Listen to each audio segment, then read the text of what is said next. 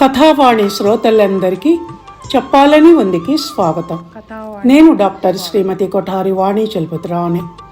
ఈనాటి మన చెప్పాలని ఉందిలో ఒక ఆలోచనాత్మకమైన హృదయాన్ని తాకేది అయిన ఒక సబ్జెక్ట్ ఒంటరితనం గురించి విశ్లేషణాత్మకంగా మాట్లాడుకుందామండి. నేను రాసి నా స్వరంతో వినిపిస్తున్న ఈ అంశం పేరు మరోసారి ఒంటరితనం. ఇంకేమాత్రం ఆలస్యం చేయకుండా విషయంలోకి ప్రవేశిద్దాం. మనిషి జన్మించేటప్పుడు ఒంటరిగా ఈ భూమి మీదికి వస్తాడు. మళ్ళీ మరణించేటప్పుడు ఒంటరిగానే ఎటు వెళుతోంది తెలియని లోకాలకు వెళ్ళిపోతాడు. ఈ రెండింటి మధ్యలో ఉండే జీవితకాలంలో మాత్రమే మరో మనిషి తోడును స్నేహాన్ని కోరుకుంటాడు. బ్రతికినన్ని నాళ్ళు ఒక కుటుంబంలో ఒకడిగా, ఒక సమాజంలో ఒకడిగా, నలుగురితో కలిసి జీవిస్తూ సహజీవనంలోని ప్రేమను ఆస్వాదించాలని అనుకుంటాడు. వ్యష్టిగా ఉండటం అనేది అసలు ఈ ప్రకృతిలోనే లేదు. సమిష్టిత్వమే సహజ స్వభావం ప్రాణం ఉన్న జీవులకు, చెట్టు చేమకు కూడా. పక్షులు గుంపులు గుంపులుగా కలిసి ఆకాశంలో ఎగురుతాయి. పశువులు మందలో నడుస్తూ మేతకు వెళ్తాయి. చెట్లు సైతం సాధారణంగా దట్టంగా ఒకదానికొకటి అన్నట్టు పెరిగి ఓ పెద్ద అరణ్యంలా అయిపోతాయి. లేకుంటే ఏ ఇంటి ప్రాంగణంలోనో పెరుగుతూ వాళ్ల ప్రేమకు పాత్రమవుతాయి. అలాగే మనిషి ఒంటరితనాన్ని ఎప్పుడూ కోరుకోడు. పుడుతూనే అమ్మ స్పర్శను వెతుక్కుంటూ అది దొరకగానే తన గుండెలకు హత్తుకుపోతుంది బిడ్డ. నాన్న చిటికిన వేలు పట్టుకొని తప్ప అడుగు బయటికి పెట్టడు నడక నేర్చిన బిడ్డ. ఆ నడకే ఆ తర్వాత మంచి నడతకు మార్గదర్శకత్వం వహించటం అన్నది అది వేరే విషయం. అమ్మ కాసేపు కనిపించకపోతే అల్లాడిపోతూ ఇల్లంతా వెతుక్కుంటాడు చంటి బిడ్డడు. ఇంటి ఇల్లాలు ఒక్క నిమిషం ఇల్లు వదిలి బయటికి వెళ్ళినా కాలుగాలిన పిల్లిలా వరండాలో పచార్లు చేస్తూ గేటు వంకే చూపులు సారించి ఉంచుతాడు ఇంటాయన. మగవాడు లేని ఇల్లు మూలస్తంభం లేని ఇల్లుగా అనిపించటంతో భయాందోళనలతో భర్త వచ్చే వరకు బితుకు బితుకుమంటూ కాలం గడుపుతుంది భార్య. ఈ సమిష్టి జీవితాల గురించి ఇంకా వినాలంటే మనం వెనకటి వాళ్ల ఆలోచన విధానాన్ని గమనిస్తూ వాళ్ల మాటలను విని తీరాలి. కలిసి ఉంటే కలదు సుఖం అంటూ రక్త సంబంధీకులంతా ఉమ్మడి కుటుంబంగా ఒక ఇంట్లో ఒక చూరు కింద కలిసిమెలిసి ఉండేవాళ్లు ఆ రోజుల్లో. సుఖంలో ఆప్యాయతానురాగాలను ఇచ్చిపుచ్చుకుంటూ సంతోషంగా ఉండటమే కాక దుఃఖంలో ఒకరినొకరు ఓదార్చుకుంటూ అండా దండా అన్నట్టుగా ఉండేవాళ్లు. వచ్చేపోయే చుట్టపక్కాలు కో అంటే కోటి మంది అన్నట్టుండే బంధుజనం వల్ల పిల్లలకు ఊహ తెలిసినప్పటి నుంచే నలుగురితో కలిసి బతకటం అన్నది అలవాటయ్యేది. అప్పటి మాటలు, కథలు, సామెతలు, నీతివాక్యాలు ఇవన్నీ దీన్ని ఆధారం చేసుకునే ఉండేవి. ఒక్క పిల్ల పిల్ల కాదు, ఒక్క కన్ను కన్ను కాదు అనేవాళ్లు ఆ కాలం పెద్దవాళ్లు. తోబుట్టువులు ఉండాలని, అన్నదమ్ములు అక్క చెల్లెళ్ల మధ్య పెరిగిన పిల్లలు మానసికంగా బలంగా ఆరోగ్యంగా తయారవుతారని నమ్మేవాళ్లు. ఒక్క పిల్లడున్న వాళ్ళని ఒంటికాయ సొంటి కొమ్ము అని ఎగతాళి చేసేవాళ్లు. పిల్లలున్న లోగిలి అన్న నానుడి అలా వచ్చిందే. కర్ర ఒకటిగా ఉంటే ఇలా వంచగానే విరిగిపోతుంది. అలాగే 4 కర్రలు కలిపి ఒక దగ్గర కట్టగా కడితే ఆ కట్టను ఎవరూ విరచలేరు. అంటే కలిసి ఉంటే సుఖమే కాదు బలం కూడా అని చెప్పేది పిల్లల తెలుగు వాచకంలో ఉండే ఓ నీతి కథ. బోయవాడు పావురాలు కథ కూడా కలిసికట్టుగా ఉంటే ప్రాణాపాయం నుంచి కూడా తెలివిగా ఎలా తప్పించుకొని పారిపోవచ్చో చెప్పేది. ఇలా పిల్లలకు ఎన్నో పాఠ్యాంశాలు ఒంటరిగా ఉండటం మంచిది కాదు అని చెప్పేవి.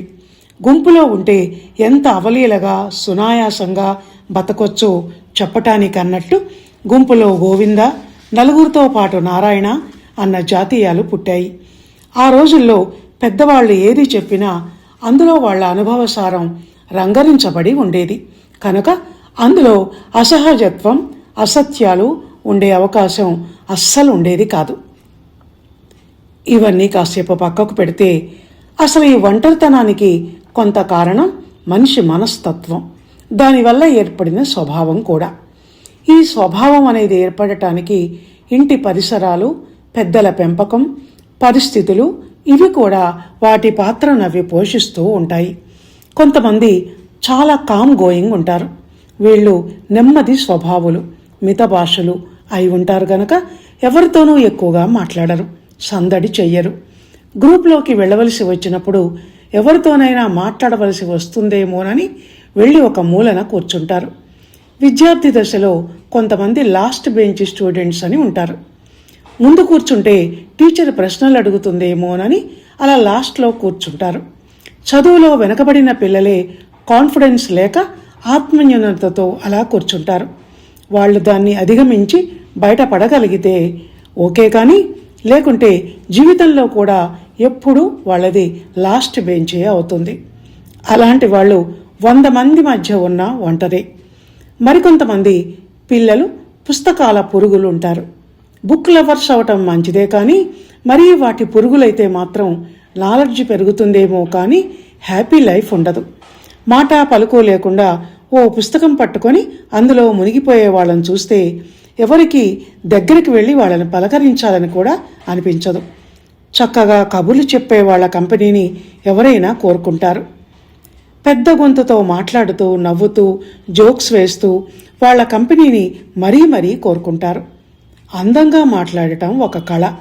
మాట్లాడే కళతో ఎదుటి వాళ్లను మంత్రముగ్ధులని చేసి విన్న కొద్దీ వినాలనిపించేలా మాట్లాడగలగటం ఒక వరం.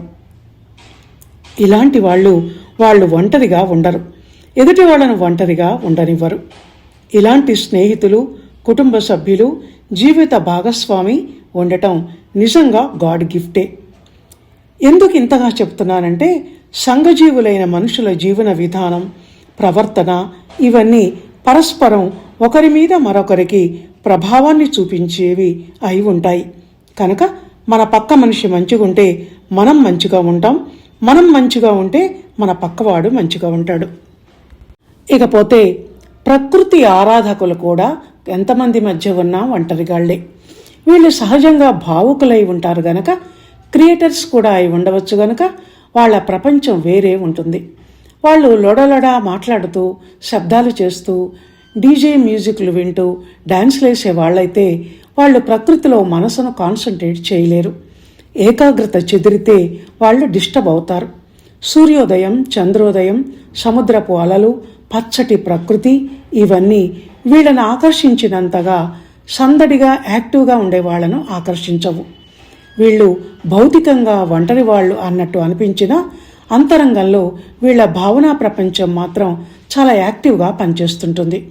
ప్రకృతిలో తాదాత్మ్యం చెందటాన్ని వాళ్ళు ఒంటరితనంగా కాక అదే తమ లోకం, తమకిష్టమైన ప్రపంచం అనుకుంటారు. బయట నుంచి చూసేవాళ్ళు మాత్రం ఈయనకేం బాధలున్నాయో ఇలా ఒంటరిగా కూర్చొని బాధపడుతున్నాడు అని జాలిపడతారు. కబుర్లు, పనికిరాని కాలక్షేపాలు, నవ్వులు, కేరింతలతో కాలం గడిపే వాళ్లను చూసి అలా భావనా ప్రపంచంలో ఉండేవాళ్ళు ఏమనుకుంటారంటే సమయాన్ని ఎంతగా వృధా చేస్తున్నాడు, జీవితంలో ఎంత విలువైన దాన్ని కోల్పోతున్నాడు ఇతను అని. అందుకే నేను చెప్పేది ఏమిటంటే ఒంటరితనాన్ని నిర్వచించటం చాలా కష్టం అని. ఎందుకంటే ఒంటరిగా ఉన్నాడు అనుకున్నవాడు ఒంటరి కాడు. 10 మందితో తిరుగుతూ పైకి నవ్వుతూ తుళ్ళుతూ ఉండేవాడు సమూహంలో ఉన్నాడని కాదు. ప్రతి మనిషి మనసు ఒక అగాధం, దాని లోతు సముద్రమంతా. మా చిన్నప్పుడు కొంతమంది అంటుంటే వినేదాన్ని, సముద్రం లోతు 7 తాటి చెట్లంతా అని. సైంటిఫిక్గా అది ఎంత నిజమో తెలుసుకునే ప్రయత్నం నేను చేయలేదు, కానీ మనిషి మనసు అంతకన్నా లోతు అని మనం అనుకోవచ్చు. పైకి కనిపించే, వినిపించే ఆ హోరు, ఆ అలల సందడి అంతా పై ఆర్భాటమే. లోపల తిమింగిళాలే ఉన్నాయో, మంచుముత్యాలే ఉన్నాయో ఎవరికి తెలుసు? లోతులు శోధించి తెలుసుకున్నవారు ఎవరని? కనుక భౌతికంగా ఒంటరితనం కొందరిదైతే మానసికంగా ఒంటరితనం మరికొందరిది అని అనుకుంటూ ఇప్పుడు ప్రస్తుత కాలానికి వద్దాం. ఇంతవరకు చెప్పుకున్న మాటల్లో సెకండ్ హాఫ్ ఈ కాలానికి వర్తిస్తుందని గుర్తిస్తూ కాలానికి తగ్గ ఆ మరికొన్ని మాటలేంటో వాటి గురించి తెలుసుకుందాం. ఇప్పుడు మనం చాలా అభివృద్ధి చెందిన అన్ని సౌకర్యాలు అందుబాటులో ఉన్న దూరాన్ని, భారాన్ని అనూహ్యంగా తగ్గించిన సైంటిఫిక్ యుగంలో, కంప్యూటర్ యుగంలో, మిషన్ మేడ్ యుగంలో జీవిస్తూ దర్జాగా లైఫ్ని ఎంజాయ్ చేస్తున్నాం అని అందరూ అనుకుంటున్నారు. కానీ గడిచిన కాలం కన్నా ఎక్కువ భౌతికంగానూ మానసికంగానూ కూడా ఒంటరివాడైపోతున్నాడు మనిషి. కారణం అది ఉమ్మడి కుటుంబాల కాలం అయితే ఇది చిన్న కుటుంబాల కాలం కావటం. భార్య, భర్త, వాళ్లకో సంతానం, ముగ్గురైతే ముద్దు, అంతకన్నా ఎక్కువ వద్దు అన్నది ఇప్పటి నినాదం. ఏ వయసు కాముచ్చట అనుకొని పెళ్లి చేసుకునే వయసులో పెళ్లి చేసుకుని, పిల్లల్ని కనే వయసులో పిల్లల్ని కని, మనవాళ్ళు మనవరాళ్లతో ఆడుకునే కాలంలో అలా ఆడుకున్న కాలం అది అయితే సోలో బతికే సోబెటరు అని ఒక్క ముక్కలో పైవాటినన్ని కొట్టిపడేస్తున్న కాలం ఇది. కారణం వయసులో ఉన్నప్పుడు సెక్స్ వాంఛలు సహజం కనుక ఆ రోజుల్లో యవ్వనంలోకి అడుగు పెట్టగానే పెళ్లిళ్ళు చేసుకునేవాళ్ళు అమ్మాయిలు, అబ్బాయిలు. ఇప్పుడు సెక్స్ పెళ్లి తర్వాతే అన్న రూలేమీ లేదు కనుక అన్ని కోరికలు బాయ్ మీట్ గర్ల్ ఫ్రెండ్షిప్లో, డేటింగ్లలో, లివ్ టుగెదర్లో తీరిపోతున్నాయి కనుక పెళ్లి పేరిట నాకొక డోలు ఎందుకు మెడలో, సోలోగా లైఫ్ని ఎంజాయ్ చేయక అని ఆలోచిస్తున్నారు యూత్. ఫలితంగా అబ్బాయిలే కాదు అమ్మాయిలు కూడా బ్యాచిలర్స్గా మిగిలిపోతున్నారు. ఇక్కడ బ్యాచిలర్ అంటే పెళ్లి మాత్రమే కాని వాళ్ళు అని అర్థం. ఒకవేళ చేసుకున్నా అసలు పిల్లలే వద్దు అనేవాళ్ళు కొందరైతే ఉన్న ఒక్కడో ఒక్కతో చాలు, ఆ ఒక్కరిని పెంచటమే ఈ రోజుల్లో చాలా కష్టం అంటున్నారు. కారణం కెరీర్ మీద ఉన్న ఇంట్రెస్టు, లక్షల సంపాదన మీద ఉన్న క్రేజ్, సెలబ్రిటీ లైఫ్ని ఎంజాయ్ చేయటం మీద ఉన్న మోజు పిల్లల్ని కనటం మీద లేదు కనుక. కుటుంబ బాధ్యతలను చేపట్టడం మీదైతే అస్సలు లేదు. సరే, వాళ్ళు కనకపోయినా వాళ్లను కన్న వాళ్ళ బాధ్యత ఒకటి తప్పదు కదా అని అనుకోవటానికి వీల్లేదు. ప్రతిదీ వ్యాపారం అయిపోయిన ఈ రోజుల్లో మీ తల్లిదండ్రులకు మేము తిండి పెట్టి వైద్యం చేయిస్తాం అంటూ ఓల్డేజ్ హోములు వీధి వీధిన వెలుస్తున్నాయి ఇప్పుడు. కనుక అందులో ఉంచటం తప్పు కాదు, మోడర్న్గా థింక్ చేయాలి అని సన్నాయి నొక్కులు నొక్కుతూ ఇదేం పని నోరెత్తిన వాళ్ళ మీదికి నోరు చేసుకుని పడిపోతున్నారు పుత్రరత్నాలు. విదేశీ మోజు, డాలర్ క్రేజు మన దేశ యువత బ్రెయిన్లో వచ్చి ఎప్పుడు తిష్ట వేశాయో అప్పుడే మన దేశంలో దరిద్ర దేవత అడుగుపెట్టింది. మన రూపాయికి విలువ లేకుండా పోయింది. 100 ఏళ్ల క్రితం డాలర్ కన్నా రూపాయి విలువ ఎక్కువగా ఉండేదన్న విషయం తెలిసి బాధతో నేనే మాట అంటున్నాను. సాటి మనిషికి, వాళ్ల ప్రేమకు విలువ తగ్గిపోయి మిషన్కు, యాంత్రికతకు ఎప్పుడైతే వాల్యూ పెరిగిపోయిందో అప్పుడే సాటి మనిషి తోడు, నీడను కోల్పోయి మనిషి ఒంటరివాడు అయిపోయాడు. ఈ క్రూర చర్య మూలంగా మోడర్న్ మ్యానే కాదు, ఇంకా మిగిలి ఉన్న ఓల్డ్ మెన్ కూడా ఒంటరి వాళ్ళు అయిపోయారు. ఆ విషయాన్ని వాళ్ళు గుర్తిస్తున్నారు, వీళ్ళు గుర్తించటం లేదు. అదే తేడా. గుర్తించే వయసు వీళ్లకు వచ్చి చేదు అనుభవాలు, డిప్రెషన్, టెన్షన్స్ వంటి మానసిక వ్యాధుల రూపంలో బయటపడ్డాక చేసిన పొరపాట్లు అప్పుడు తెలిసి పశ్చాత్తాపడేలా చేస్తాయి. ఈ ఆధునిక కాలంలో చాలామంది మనుషులు వివిధ కారణాలతో ఒంటరి వాళ్ళవుతున్నారు. అనుకోకుండా వచ్చిపడే ఒంటరితనాలు కొన్నైతే కావాలని తెచ్చిపెట్టుకున్నవి మరికొన్ని. పైన అనుకున్న తల్లిదండ్రుల పట్ల పిల్లల బాధ్యతారాహిత్యం కొందరి విషయాలలోనైతే పిల్లల పట్ల తల్లిదండ్రులు చూపించే నిర్లక్ష్యం, నిరాదరణ మరికొందరి విషయంలో నిజం. అక్రమ సంతానంగా పుట్టిన కారణంగా వదిలేయబడిన పిల్లలు, అన్వాంటెడ్ చిల్డ్రన్, విధివశాత్తు తల్లిదండ్రులను కోల్పోయిన పిల్లలు, ఇలా ఎంతోమంది అనాథ బాలల ఆశ్రమాలలో బిక్కుబిక్కుమంటూ కాలం గడుపుతున్నారు. భర్తచే వదిలేయబడిన స్త్రీలు, భర్త చనిపోయి ఒంటరి అయిన స్త్రీలు, ఎంతోమంది అనాథ స్త్రీల ఆశ్రమంలో ఆశ్రయం పొందుతున్నారు. డబ్బు, ఇల్లు, వాకిలి, నాన్న వాళ్ళు ఇలా అన్నీ ఉండి పలకరించే దిక్కు లేక మంచాలకు, కుర్చీలకు అంటుకుపోయి లంకంతా ఇంట్లో శూన్య దృక్కులతో ఎవరికోసమో ఎదురు చూస్తూ కాలం గడిపే నడివయసు వాళ్ళు ఎందరో.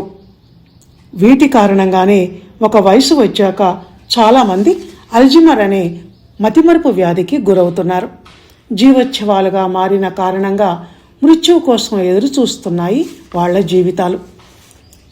తప్పనిసరి అయిన ఒంటరి బ్రతుకులు బతికే వాళ్ళు వాళ్ళంతట వాళ్ళు ఒంట్లో శక్తిని, మనసులో హుషారును ప్రయత్నించి తెచ్చి పెట్టుకోగలిగితే, ఎవరో వచ్చి ఏదో చేస్తారని ఎదురు చూడకుండా తనకంటూ ఒక వ్యాపకాన్ని కల్పించుకోగలిగితే కొంతవరకు ఈ సమస్యను అధిగమించగలరేమో. అందరూ ఆలోచించాలి. మన బాధలన్నిటికీ కారణం కోరికలే. మన పిల్లలు, మనవాళ్ళు అంటూ వాళ్ళ మీద పిచ్చి ప్రేమలు పెంచుకొని మళ్ళీ రేపు వాళ్ళేదో మనకు ఒరగబెడతారని ఎదురు చూడకుండా కంఠంలో ప్రాణం ఉన్నంత వరకు, కాళ్ళు చేతులు పనిచేసినంత వరకు ఎవరి జీవితానికి వాళ్లే ముందస్తు ప్రణాళికలు నిర్మించి పెట్టుకుంటే ఈ ఒంటరితనాన్ని జయించవచ్చేమో. మ్యారేజ్ బ్యూరోస్లో, మ్యాట్రిమోనియల్ కాలమ్స్లో యంగ్ పెళ్లికొడుకు పెళ్లి కూతుర్ల లిస్టుల కన్నా 60 దాటిన వాళ్ళ రెండో పెళ్లి ప్రకటనలు ఎక్కువ ఉంటున్నాయంటేనే సమస్య తీవ్రత అర్థం కావటం లేదు. ఇంతకన్నా ఇక చెప్పేదేముంది కనుక ఈ వీడియోని ఇంతటితో ముగించి వచ్చే వారం చెప్పాలని ఉంది కోసం ఏ టాపిక్ మీద రాయాలా అని ఆలోచిస్తాను. ఇక ఉంటానండి. ధన్యవాదాలు.